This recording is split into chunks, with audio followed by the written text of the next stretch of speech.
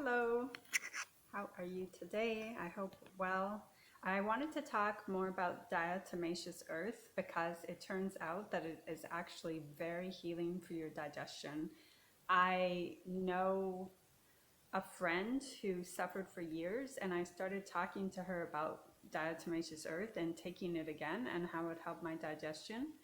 And in the same day that she took 1 teaspoon of it in water, she had a bowel movement, and she has been having them every day since. So this material, I did not realize at the time of taking it, is very, very good for digestive issues. I originally took it for bladder, to calm my bladder, because my bladder was like tight and I needed to release the water from my bladder. So this is the bag here. I got it from Amazon, and it's very important that you use food grade. This is a 10-pound bag and it is so inexpensive.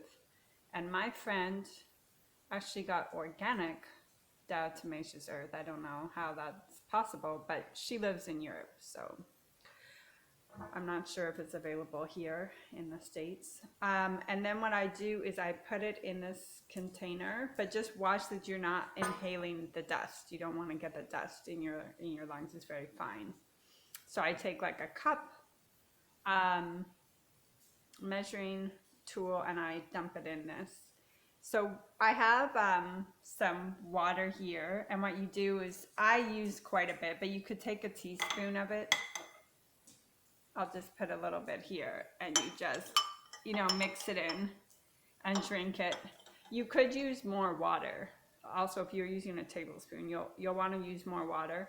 Or you can also, if you don't have problems with sugar, you could get organic non-sweetened juice and put that in as well. I don't mind the taste. I've tasted a lot of things that didn't taste that good in the name of health, and it really doesn't bother me. So I'll have about a tablespoon or two a day, and it does make you incredibly thirsty. Like, you will drink water a lot, and you might not realize why you're so thirsty. It's the diatomaceous earth. So that is very helpful. It has silica and calcium, so it would be good for your bones, hair, and nails. It has a lot of other benefits. They even say it can help eliminate parasites. They did say that it can take fleas off pets. However, I had a flea issue at one time and it did not work for my pets. I tried it, but I had to resort to conventional methods. And this also, I bought this from Amazon, and this is freeze-dried aloe powder, and this is very good if you have bladder issues. Like IC and certain foods exacerbate it, like mustard, ketchup, soy sauce, chocolate, coffee, and it tightens the bladder muscle so you're not able to relieve, and this will calm it down. But also, if you have that issue, it's kind of important that you monitor those foods and not overdo them. But when it gets really tight and you're unable to relieve the bladder, you can do the aloe pills. Diatomaceous earth helps, and also, this marshmallow root. I got organic marshmallow root. The light, and you can make a tea with it, and it's very cleansing. Also, for the bladder, as well as I have this supplement that I occasionally take, but not on a regular basis. This is Diatomaceous Maximum Strength. I don't really take it much, but I wanted to just say that diatomaceous earth is pretty amazing. It also suppresses the appetite, so it's a really powerful weight loss tool.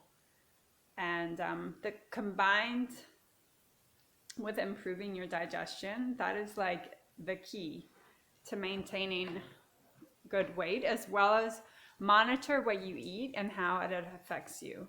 Because you really should be, if you have digestive problems, I think a lot of people probably do, and maybe many people are unaware of being in touch with their body. But I always cook at home. So I'm able to monitor what I'm eating and how it affects me. And yeah, I try to be healthy, right? So we could do a little bit of a talk on narcissism as well, because that's always an interesting topic. And one of the things that a toxic person will do is when you get into a hobby or you're excited about something or you're inspired, they'll have this way of kind of taking that joy from you and telling you, if you're creating, they'll tell you that you should be going to the gym. If you're not creating, they'll tell you like how talented you are and you should be creating. And so whatever you're doing is really not like good enough and not the right thing to do. And they'll really have you question yourself.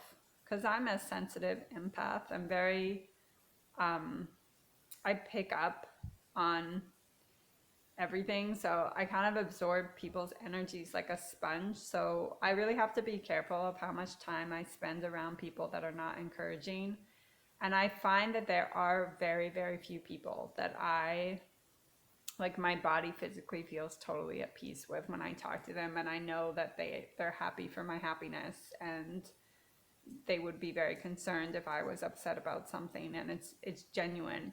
And it's like their mind and mouth match up. So what they say is congruent with how they're thinking.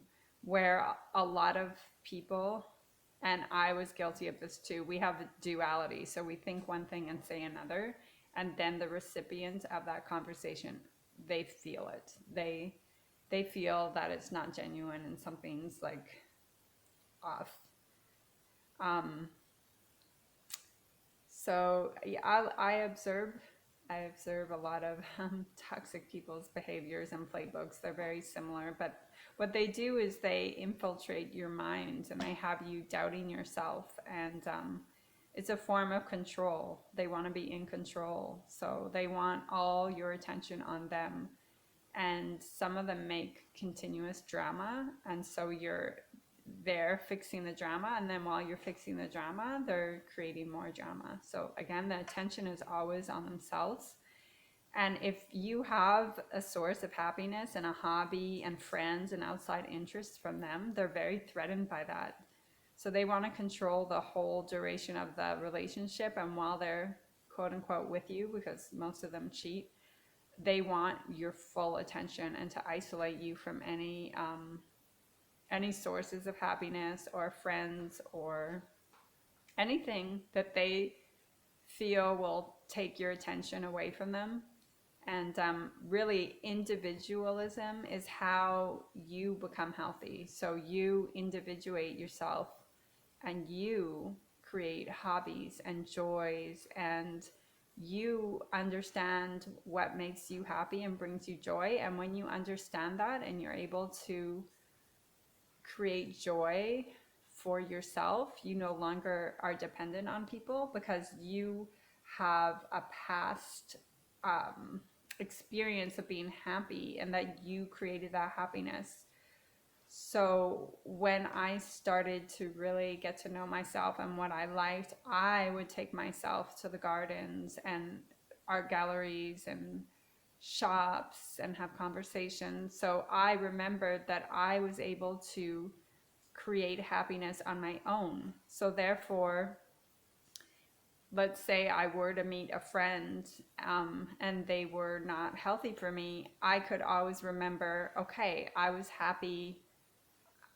Like I created happy times for myself. So I don't need to depend on a friend or a boyfriend or cling to somebody who I think is going to be my source of happiness, because for a long time I associated my source of happiness with other people, especially partners, and that created a really strong resistance to separating and breaking up from someone who was unhealthy, because in my mind I was happy with them. They would take me out and they would like we would go out and do things together, and I wasn't doing that on my own. And that is the type of conditioning, if you're around toxic people, that they make it a burden for you to have joy on your own. So then you stop doing that, and then you get to a point where you don't even know what makes you happy anymore.